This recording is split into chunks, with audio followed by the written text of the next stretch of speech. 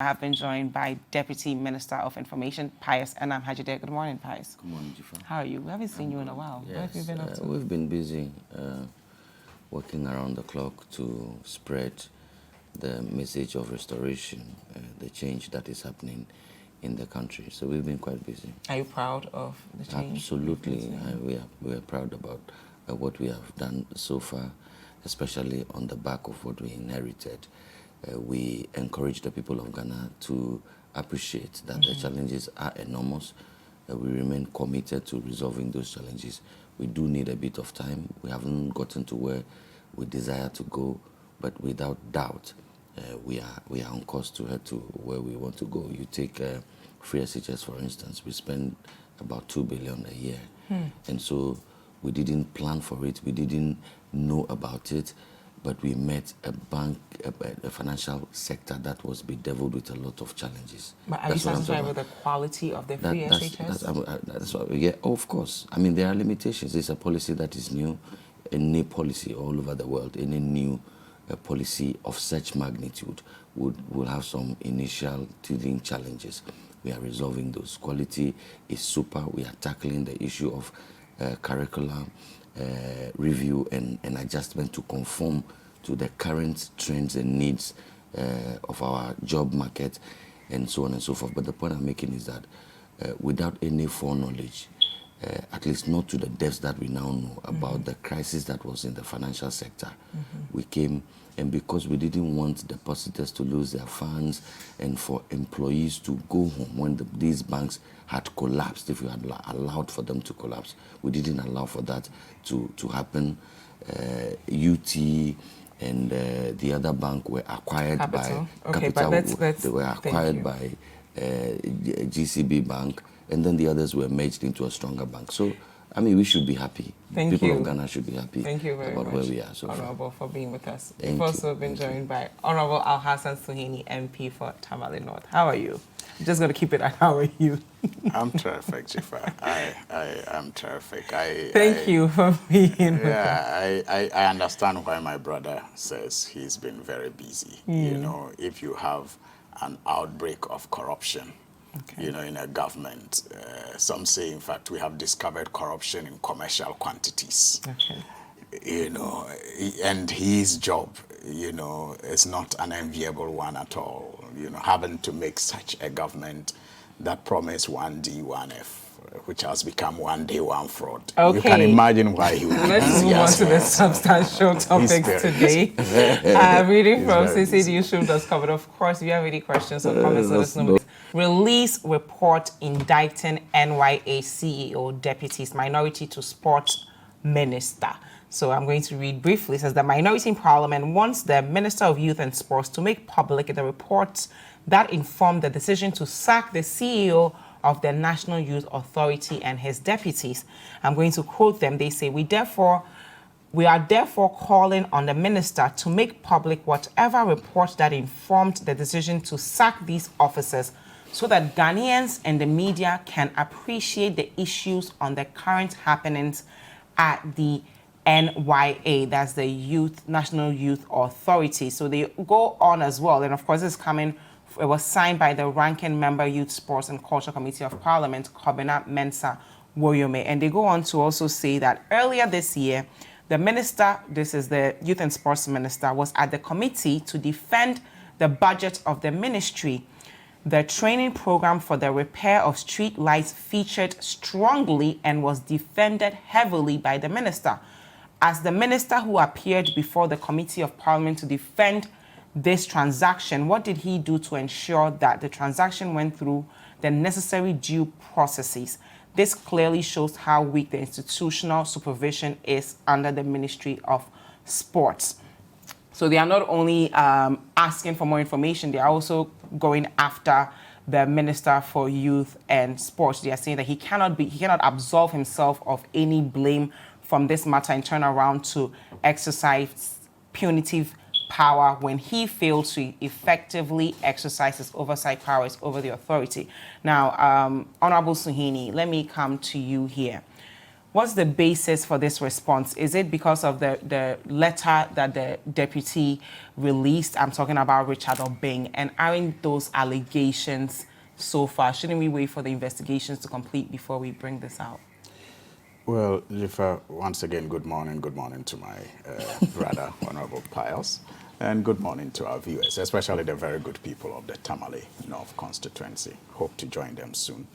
And you see, I started by talking about how there seemed to be an outbreak of, corruption in this government. And it is not to be taken lightly. Because you see, one of the very sad developments that,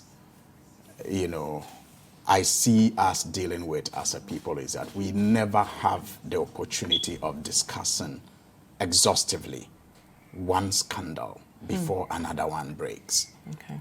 I mean, you have just tabled NYA, yet in my head, I'm wondering what has happened to PPA. I'm wondering what has happened to the GRA, rent issues. I'm wondering about so many other things, the boss, and you never really get an opportunity to exhaustively discuss one corruption-related scandal before another breaks. And I think if there is a factory somewhere producing these scandals, please, they should give us some time to finish discussing one exhaustively and perhaps even find resolution to them before, one is generated. What is at stake here is the fact that even in the dismissal of the CEO and the deputies, we are not told that there will be an investigation. Okay. We are not told of any punitive measure beyond the dismissal. I mean, is that how to fight corruption? Just let the people go home and that's all? We are not even told what has been investigated, what has been found out, and whether, some criminal charges will be preferred. Nothing.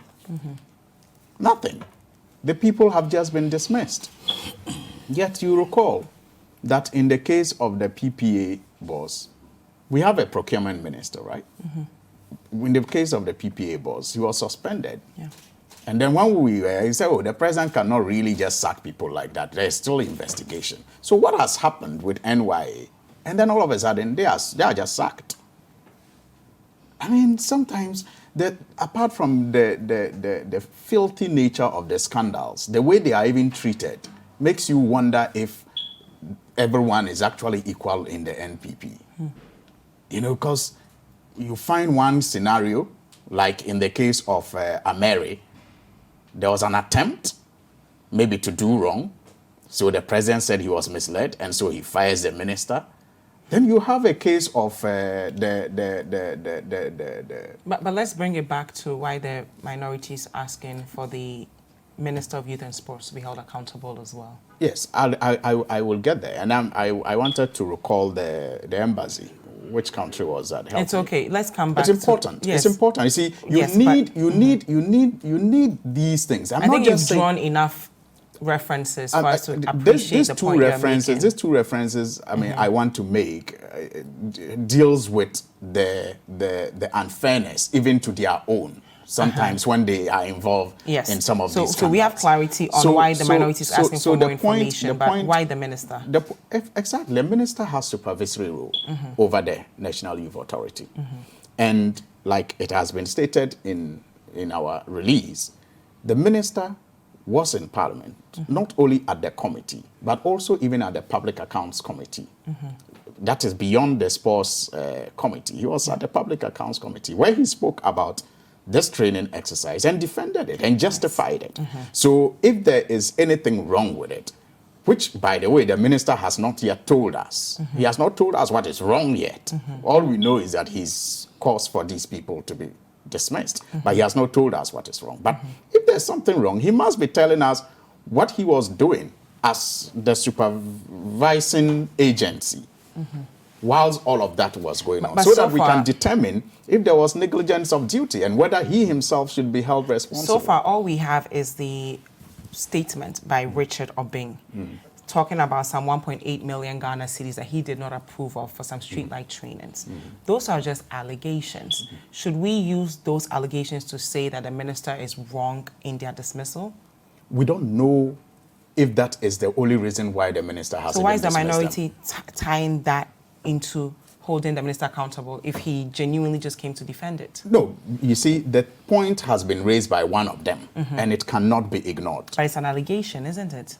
It is an allegation that has led to the dismissal of people, because he's saying that it is because of this I'm dismissed, but I didn't approve it. But he himself doesn't know. Right, he's just assuming I did no, no he's wrong. not assuming. I didn't do any wrong. He's not assuming. He this. is a deputy CEO.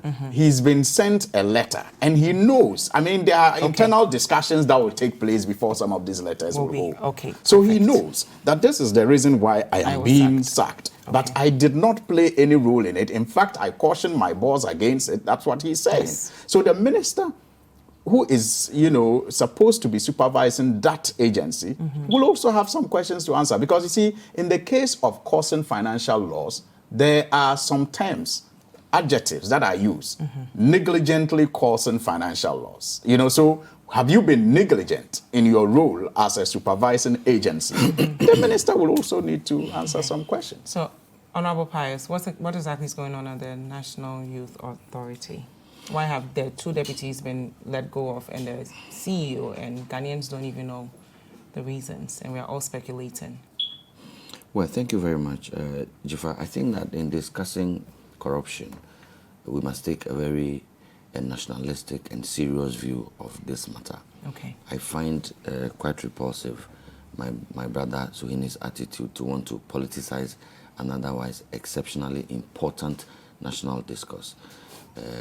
I think that it does not win us the fight against corruption. So you do admit that it has something to do with corruption? No, I mean, it has. That's something. No, we are discussing. We don't know. No, but I'm not discussing this matter. I'm discussing, first of all, the politicization of corruption. Corruption or alleged corruption that was just done by, and he speaks about 1D, 1F, and all of those. That's what I want to address first. And you see, one thing is clear, that at this moment, we are tightening the screws. And we have a leader whose eyes is on the ball. It may have publicity fallouts and may even create perception issues. But that is a necessary first step in fighting corruption. Why were they relieved of their duty? You would have to allow me to deal with the propaganda issues that were set out here. Let's not jumpstart it. Okay. I'm saying that we have to deal with this matter. And people must understand that what is happening is rather an indication that we are confronting this monster we call corruption and immorality in public life. Today, at least, when these allegations are made, no matter how flimsy some of them may look and sound, we have a leader who is committed to at least opening up the box and having these matters investigated. This is a movement from the past. We were in this country, $4.4 million US used for Honorable Pius, respectfully, he was responding to my question about the topic we are discussing. So if you can provide some clarity on why the CEO of the National Youth Authority and his two deputies without dealing with the propaganda. But let's focus on the issue that we are addressing. Well, my understanding of the issue, I was here. You allowed him to go through. He was answering my question. Yeah, but I'm answering your question too. He answered it his way. Okay. So I'm saying that we were here. I can give you a long list of allegations of corruption that were not even investigated in the past. That's no way to fight corruption. So you cannot turn around to accuse us who are opening up the box, even on some of the most flimsy allegations, and having them investigated to mean that it means that there is a factory somewhere producing a corruption. What they were trying to do is a clear case of cover-up, because they wanted, that's their view, that when you are investigating allegations of corruption, then it means that a perception problem will be created about a 1 day or 1 week or 1 month, one scandal. But that is a necessary first step. Now, coming back to this issue about the call that has been made, I think that it is important that people get the information on exactly what it is that is happening. I mean, disclosure is the first enemy of corruption. And so people must have the information. So when people make those demands, they should be listened to. And so there has to be some reason why people have been asked to go home. So those reasons have to be communicated. Why weren't they? Well, I'm saying that, well, I've not read the letter that's to the deputies, and this letter was signed by the sector minister, Honorable Hadzide. And he has an opportunity. I mean, it's not as though he doesn't have an opportunity to speak to the issue about the reasons why these people were asked to go. And for me, I cannot stand in the way of a genuine call. But I am saying that we can make these genuine calls if we are committed to fighting this canker we are calling a perceived corruption or immorality in public life without unnecessarily and overly seeking to politicize it. If you do that, what happens is that you don't join the fight, you rather want to push people to the defensive, and it takes an MPP, NDC curve. When people corrupt themselves, even in the NDC or in the MPP, and they make money, it's not like they take it to the party and party members or party sympathizers enjoy it. When people corrupt themselves and they make money illegally, they take the money home and they and their families use it. So this drawing a wedge and drawing a line, MPP, NDC, and seeking to take political advantage of it is what has been our problem since. And that is why when the NDC, when they were in power,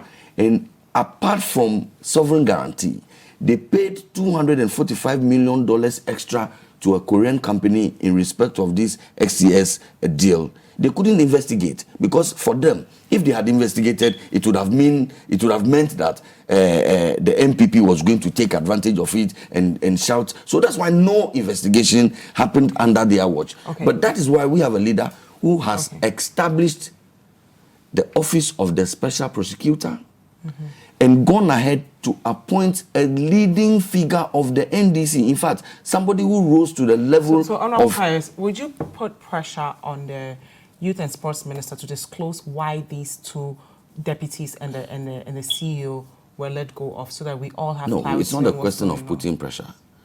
The government. I'm saying that it's not a question of putting pressure. Okay. I think that the call has been made. And you agree with the call by the minority? I'm saying that there is nothing wrong with people getting to know why people are asked to go home. So why isn't the minister doing exactly that? Well, I'm saying that it's not like he has lost the opportunity not to speak. Okay, so why hasn't he said anything? Well, you are asking me to speak for him. You are here on behalf of the government. But I'm not here on behalf of individuals. Okay. I'm saying that the question has been asked of the minister. And I'm saying that the minister always has an opportunity to speak to these matters. And it doesn't also mean that the minister should say everything and all the things he knows within a designated and specific time. Okay. It cannot happen. It's not practically possible. But should he at least respond to the deputy who said he did not approve the 1.8 million Ghana cedis for some training for street lights? If the reason for this action is what Mr. Obin, one of the deputies, appears to be responding to, then what he's saying is that he doesn't feel himself guilty. And you cannot punish somebody who is not guilty. You understand? But if there are reasons beyond that, then maybe Mr. Obin needs to be told that, well, this is not the reason why you have been asked to go home, but these and these and these are the reasons. But if that does not happen, if that communication gap is there, then people will speculate. And so, for me, it's not even about the NDC necessarily, but I'm looking at the bigger Ghanaian picture, and even the gentlemen themselves. I mean, they have to bring some closure to this matter, even for themselves. And so they have to know what exactly it is. From where I sit, it appears that they themselves are at a loss. And my only worry is that why was there not engagement between a supervising sector minister and deputies and CEOs? Or maybe, I don't know, the CEO hasn't spoken so far, so I cannot speak for the CEO. But for the deputies, I would have expected that there would have been some engagement between the sector minister and heads of his agencies. If that has happened, and I don't know this, if that has happened, and Mr. Obing is still making the point he's making, then I think he'll be acting quite unfairly. But if that has not happened, then I think that is quite an anomaly there. But if I have to complain that you didn't allow me time to deal with the propaganda issues that were raised by... I think you've been talking for a while. Yeah, but on this substantive matter. But he didn't talk about the substantive matter. He went on the political propaganda tangent. But that's fine. But that's fine. That's fine. We'll go for a quick break right now. And of course, if you have any questions, let us know the hashtag Breakfast Daily.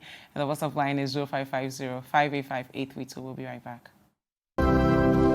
Welcome back. This is Breakfast Daily on CCTV. Thank you so much for staying with us. I still have with me Deputy Minister of Information, Pius Hadzide, and Member of Parliament for Tamale North, Alhassan Suhuyini, with me. And before the break, we were discussing what's going on at the National Youth Authority and the minority asking the sports minister actually to release the report indicting the NYA CEO and his deputies. We'll move on now to the xenophobia that's going on in South Africa, and I'm reading from citinewsroom.com. It says, no Ghanaian casualty in South Africa, xenophobia attack. That's the Foreign Affairs Ministry. So they are quoting here that the government of Ghana wishes to assure the Ghanaian public that there are no confirmed Ghanaian casualties at the moment. Our High Commission in Pretoria is monitoring the situation closely, and any new development will be communicated accordingly. And of course, the former President Mahama is condemning the xenophobic attack. He's asking the South African government to take full responsibility. I'm quoting him on his Facebook post. He says the xenophobic attacks on Africans in Alexandra, South Africa, are condemnable and run absolutely contrary to all efforts at continental integration. Certainly, the South African government must take responsibility for these inhumane actions and implement urgent steps to prevent these attacks from reoccurring in the future. So, Honorable Suhuyini, what should we learn from this? Yes, we don't have any Ghanaian casualty, but should we be doing more to ensure that we don't have to keep revisiting these xenophobic attacks in South Africa? Well, thank you, Dziffa. I'll answer your question, but I will be grateful if you permit me to respond to some residual matters that were raised by my colleague in his earlier submission. Briefly. You see, it's amazing how the NPP will accuse you of something and then proceed to do exactly that. They accuse you of doing propaganda, and then they proceed to do exactly that, even when you did not even, consider doing propaganda in a discussion. Okay. You talk about investigations, leading to perceptions of corruption. Look, it was President Kufuor under the MPP government that told the people of Ghana that he will not expose corruption in his government to destroy his government. That was an NPP government. It was President Mahama who, fired a deputy minister who contemplated making $1 million, whether legally or not. Okay. She was fired. It was President Mahama who even fired a DCE who said Tria. It was President Mahama who had the minister resigning because there was talk about Bas Brandon. It was President Mahama who prosecuted his own colleague in parliament, and the person is in jail. That is commitment to fight corruption. Thank you. President Akua, what is noted, thank you very much. What is noted for doing is to clear his we should draw the line here. Yes. When we make everything, when we politicize everything, we don't hold the individuals accountable. Fantastic And there are individuals who are committing these corrupt acts, not political parties. So we'll draw the line here and move on to xenophobia. Fantastic point. Thank you very much. My brother cannot accuse the previous NDC government of being corrupt, for which reason he sought change, and come and tell us we should not make corruption policy. Let's move on to xenophobia in South Africa. On the issue of 2 minutes already to respond. I will give you a chance, but let's not also make this about politics, because then we are not holding the individuals accountable. There are individuals within political parties who commit these corrupt acts. So let's pay attention to that as well. But let's move on to the xenophobic attacks in South Africa. I agree with you, but I will not accept a situation where the NPP define how we discuss ills in our society. Okay. When it suits them, they say the NDC is bad. When it doesn't suit them, then they say it's a national matter. Let's discuss it. Okay. I will not accept that kind of definition of how we should discuss national issues. Thank you very much. That has to be put. Xenophobia in South Africa. Now, xenophobia in South Africa. I mean, it's something that even as we all rise up to condemn it, I think we should also reflect on the things that we also do and say that, you know, does not absolutely insulate us from some of these things that we are condemning. What kind of things? I mean, only about a couple of weeks ago, some Ghanaians attacked some, you know, foreigners in our markets. Why? Because according to them, the law did not permit them to engage in the activities that they were engaged in the market. And in their estimation, the only way to deal with it was not through the legally laid down procedures, but to just beat them, shut their shops, loot it. And yet, it's amazing how all Ghanaians, all Africans have risen up, you know, in condemnation of South Africa without really looking at how, you know, even small portions, we also, in our own way, encourage some of these things. I mean, we have people in Nigeria who sometimes also, as Africans, I think we need to have a discussion of really who we are and how we can relate better. Because it's not just the South Africans who are bad. Yes, what they have done is condemnable. The government of South Africa must set up. They must ensure that, you know, other citizens of Africa are protected. But beyond that is a bigger picture of how we see ourselves as Africans. I mean, yes, we have been compartmentalized into countries that's even historically, you know, was because some people thought they had to carve us in a certain way to manage us. But after independence, I mean, what have we done to really unite, even if those borders and boundaries exist? But we haven't done much as a people. We have African Union, right? I mean, I remember the debates we used to have in secondary school about whether the African Union has outlived its usefulness and all that. That should tell you that it is not doing something right. Yes, I appreciate some of the things some of the successes we have chalked. I appreciate, again, some of the new thinking and new developments and new engagements, especially around trade and cooperation. But I'm saying beyond that, you know, as citizens of Africa, you know, how well do we know ourselves? How well have we been, you know, conscientized to support each other and to see each other as being one people in one ship, you know, because it cuts across. Today is South Africa. Tomorrow it will be Kumasi, KJT. I mean, the next day is Nigeria, you know, also chasing some people because, and it's just cyclical. Then the South African case always is worse, yes, I admit. But, and again, I join all other people, you know, calling on South African government and authorities to do something about it. But beyond that, I would want us to look at the possibility of looking at the bigger picture and conscientizing our citizens generally to understand that, yes, even if there are laws, there are ways that those laws are implemented, and taking the law into our own hands and being barbaric and being, you know, uncivil like we have recorded in South Africa is not the way to go at all. I think that the High Commissioner, Ghana's High Commissioner to South Africa was reassuring, except that I've also listened to other Ghanaians in South Africa who are reporting of, you know, fear, even if they haven't been attacked. I mean, their businesses, for example, I'm told they haven't opened their businesses in the last 5 days or so, and that is not good. Okay. You know, that is not good. Thank you very much, Honorable Hadzide. What does this mean for even the African Continental Free Trade Agreement if people are targeting other Africans within their country and downright trying to kill them and murdering them?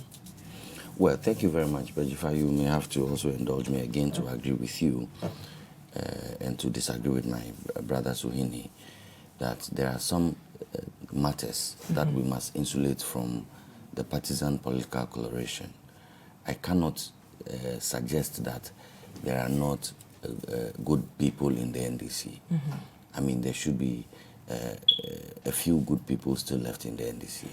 And it cannot be the case that there are not bad people in the MPP or any gathering for that matter.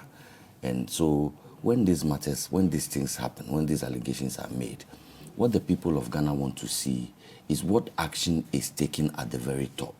And I'm suggesting to him that we have a situation today that even sometimes when the allegations sound quite flimsy and frivolous, His Excellency the President says that, never mind, let us still look into it. Let us establish wrongdoing.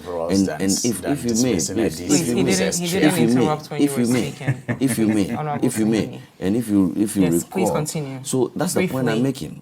And so that should be the attitude. Okay. But if it is about composing a list and reading it out, if I start with Mr. Mahama leading the pack, that litany, we cannot finish with the NDC. Okay. I will begin from Kanazui Fort, and then I will come to. You want us to talk about the bond? Honorable, that's what I'm saying. That's not for the benefit of our viewers. We will have to move on that is not what we should be doing. Xenophobia, and I'm glad you agree that we should focus on individuals and not political parties. Thank you. So xenophobia in South Africa and what it means to win elections and then say it is not longer a political matter in Africa, because we need to focus on our economic development, and we can't be killing each other if we're talking about our economic development. Honorable Hadzide, please continue. We can still win together. So don't worry. We are all winning together. So that's my tagline always. We can win together. So please, let's deal with this matter as Ghanaians. Honorable Hadzide and Honorable Suhuyini, I would please allow him respond to the xenophobia in South Africa and what it means for our development as a continent. And Honorable Suhuyini raised a very important point. A couple of months ago, members of Guta were going after Nigerian traders, closing down their shops. How do we ensure that we also learn from this experience so that we educate our Ghanaian brothers and sisters that if you don't want anyone harming you in South Africa, don't go after any African immigrant in Ghana, even if you believe they are breaking the law? No, I first of all have to begin by reiterating that as we speak, there are no Ghanaian casualties in South Africa. You know that we have a large Ghanaian population in South Africa, and so it is important that we reassure our Ghanaian counterparts, especially those who have relations in South Africa, that at this moment their friends and families are safe. I also want to inform that the mission in Pretoria has been in touch with a lot of the Ghanaian groups and is in constant communication with these groups. In fact, we have established a hotline within the embassy and the High Commission to ensure that should anybody have cause to worry, they get in touch with the High Commission. And the High Commission is working together with other African embassies and high commissions in South Africa to be able to deal with this matter. So individually, we are working with the South African government, and collectively, we are also exerting diplomatic pressure on America, on South Africa, on South Africa. It's okay. Sorry. That's a great example, mistake to make, because they historically have been doing But I think that we have to appreciate the fact that the people of South Africa should not be in a hurry to forget their history. And that there was a time in their history that we had to join hands as Africans in our common interest, in their particular interest. And so that history should not be lost on them. Why have they forgotten? Do you think it's because of lack of education? Or well, it's one of them. Or history? It's one of them. And there cannot be any justification for xenophobia. There cannot be. The South African authorities willingly sometimes accept people into their country. They are the ones who give visas. And they give the visas because they appreciate and understand the importance of people coming into their country, what it does to their economy, and so on and so forth. And so, if there are internal challenges, people must find decent and civilized ways of expressing dissent. If the South African economy has challenges, there should be decent routes of engagement between the South African people and the South African government. If the South African people think that too many people are coming into their country, they must find a way to put pressure on their own system to talk about how to handle that situation. Should it mean that there's going to be some looking at the numbers of visas that are given, then that discussion they have to have at home in a decent way. Do you think the South African government has done enough to stop this? No, I don't think. I don't think that the South African authorities have done enough, even by way of public education. I don't think they have done enough. I think if the people of South Africa appreciated the sacrifices that the other people of Africa did to be able to help South Africa out of apartheid, I think that they will appreciate the need for brotherliness and with the need to be Pan-Africanist in their dealings with other people. They will need to appreciate it some more. Do you think the Ghanaian government did enough to educate Guta members so that they don't go after the Nigerians as well? Absolutely. And let us also be sure not to compare what is happening in South Africa with the situation with foreigners operating in the Ghanaian market against the internal rules of this country. Okay. And that is why government moved in quickly, even arrested some persons and engaged with the Guta people and even gave stern warnings. Okay, and we have moved in. So you think South Africa should be learning from the way Ghana handled the Guta situation? Because these things begin on a small scale. If you don't handle it properly on a small scale, it will escalate. Okay. And that is why we narrow in, move in, and we deal with these situations in a targeted manner and taming it timelessly. But if you allow it to escalate, again, African countries must learn to conduct their businesses in such a way that people do not see leaving their countries as the best and only, if you may, alternative. And that's what we are beginning to do in this country. And that is what His Excellency speaks about. For instance, if you fix your education sector and people are able to go to school here in Ghana, if you fix the skills gap and you target the curriculum, you still go to school, and we are studying when Diego de Zambuja landed on the shores of Elmina, when we cannot learn how to code, and today we are in the internet world.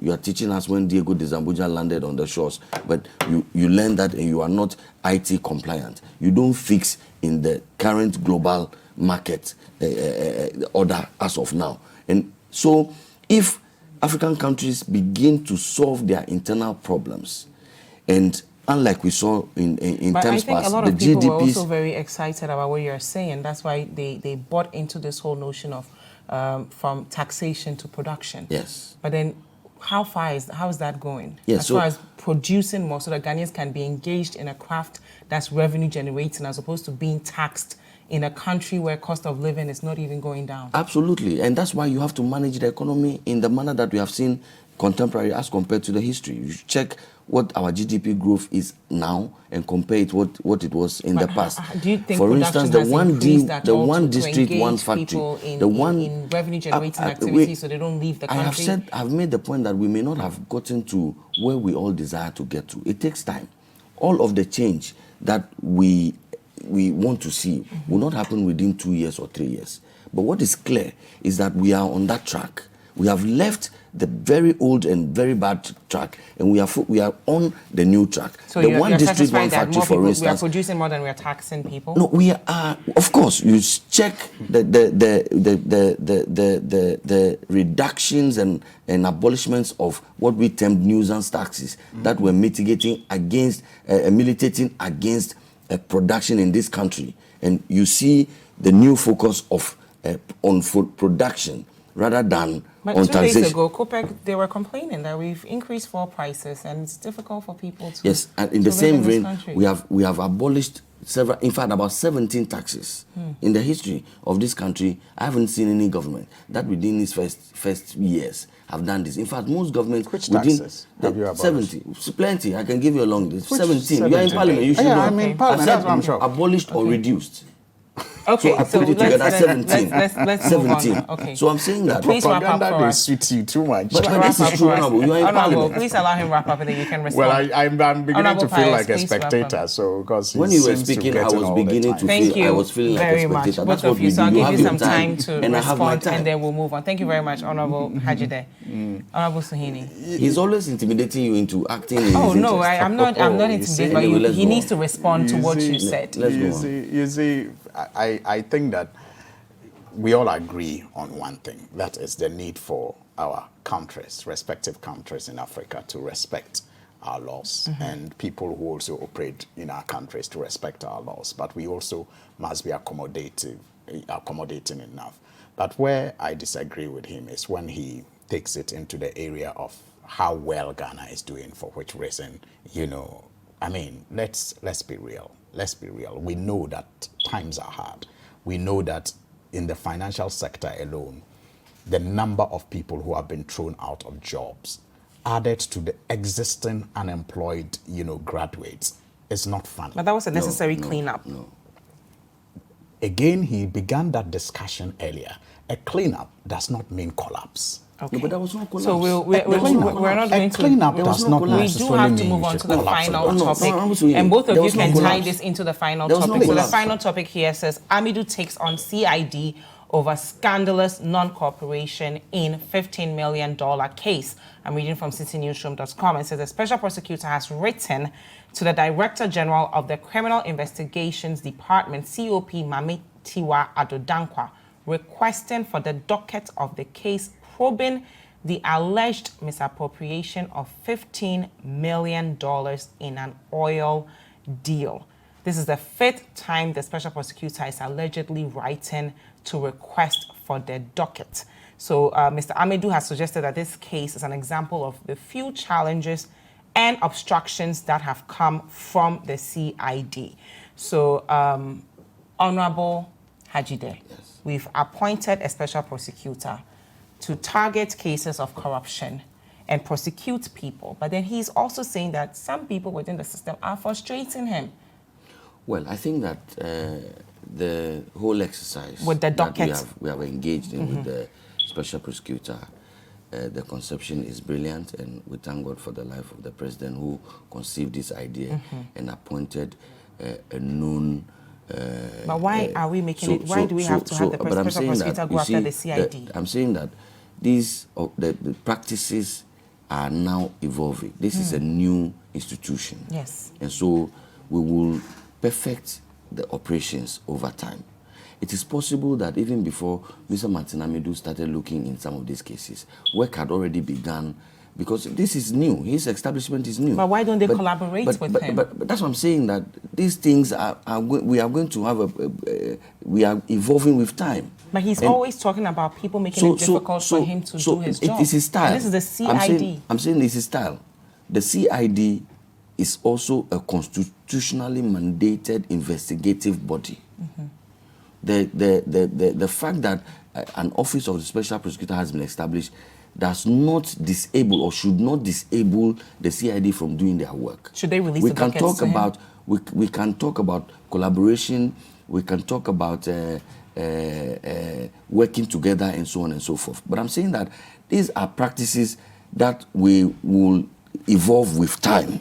And so maybe what we need to do more is to engage, maybe through the writings, and Mr. Amidu likes to write quite a bit. So maybe through he's communicating. Do you agree that the CID should release the docket to him so that he can complete his investigation? Because this is $15 million. I'm saying that if Mr. Martin Amidu needs assistance from the CID to do their job, Mr. Martin Amidu should be able to engage with the CID. But this is the 5th time he's requested the docket. It will be difficult for me to say that let us disable the CID to enable Mr. Martin Amidu. I don't think that's what he's asking for. He's just asking for a docket. But I'm saying that, that's what I'm saying, that let's engage engage with the CID. He's been engaging. This is the 5th time he's writing to request. Isn't that engagement enough? Well, I'm saying that it is proof that he is engaging. So it is not just about him. Engagement is a two-way affair. The CID is not engaging I don't him? know the facts. I don't know. Should be but I'm saying that the two bodies should engage. So you agree that they are not engaging each other? Well, it's clear. If they were engaging, the man would not be asking for 5 times. Why are they but not I'm saying cooperating with him? The sense I get is to suggest that you are disabled so that I can be enabled. And I'm saying that cannot work in the long term. Okay. So the two of them, I mean, why? The dockets can be shared for if the CID has any practical challenges and they feel that some of their steps can be compromised and so on and so forth. I think Mr. Hamidu owes an explanation. They can tell Mr. Hamidu that, oh, this is where we have gotten to, and we think that allow us some time to wrap up on this. This is something. Look, even in all jurisdictions, and even in just watching movies, you find. So when you are doing investigation between, for instance, the FBI and then the police, it gets to a time the FBI wants information. Somebody also but he's thinks, saying that but this is you an need example they need to of challenges collaborate and obstructions well by state agencies that are supposed to be supporting him with his work. Well, I think that practices in that institution will evolve with time, and at this moment, we have to rely on the law. And we also have to rely on our own man management skills. Won't this retard the fight against corruption if two agencies that are supposed to be fighting against corruption can't even work together? Well, I think that the police can continue doing their investigations, and the special prosecutor can also continue. Okay, thank you very much. Can also do his investigation. I don't think one has to stop for the other to start. Okay. You know, I think the problem we have is that we are served with a cocktail of dishonesty, you know, rhetoric, platitudes when it comes to the fight against corruption. I personally have no or little confidence in the leadership of the current CID. I mean, it's public knowledge how it has conducted itself, you know, on very, you know, serious issues, and it has eroded a lot of confidence in my case and for many other people. So first of all, I am not surprised that But should Mr. Hamidu be patient with them? I'm not surprised that Mr. Martin Hamidu will have this problem with the CID. Then again, the man Mr. Martin Hamidu too, my position on Mr. Martin Hamidu is well known. I mean, it looks as if instead of a special prosecutor, we got a special letter writer. You know, that's what it looks as if we got. Instead of a special prosecutor, the man we have is a special, you know, letter writer. Who doesn't know that systems are difficult to get around in this country? But it's because perhaps we expected better. That is why the law was made special, supported by all and passed in Parliament, and your appointment approved by the same Parliament. So why do you every now and then write to us about your frustrations and challenges? Then? And you see, what is even very interesting with this case, and that's why I have consistently said that I hoped that he will disappoint me when I raise objections and reservations about his appointment. But it seems every step of the way he vindicates me. He doesn't disappoint me. And I feel sorry that he's not able to disappoint me, because the fight against corruption is so dear to my heart that I don't wish that he fails. But look, this particular matter that he's complaining about was one that he wrote profusely on. He wrote copiously on, articles upon articles, advertising his knowledge of how the funds were diverted by former President Mahama. He wrote copiously on it, as you know, demonstrating his knowledge as an insider. He has investigative, you know, powers. So if the CID can get him a docket based on his previous knowledge, if it was not concoction and lies and dishonesty and deception, he should proceed with his own investigations. Why is he complaining to us about the CID? He demonstrated a lot of knowledge about this so-called crime. Okay. And President Mahama is in this country campaigning to be re-elected. Very much. Honorable Alhassan Suhuyini is MP for Tamale North. Dziffa, And I just wanted to point something out. Normally, this 15 million deal involving Mr. Mahama offers any politician a nice opportunity to, in a political fashion, go after the NDC. You notice. But you did. Thank you very much, Honorable Pius. That is why he is prosecuting. And you at home for joining us as well. This has been Breakfast Daily on Citi TV. Do not go anywhere. We will be right back. I did not.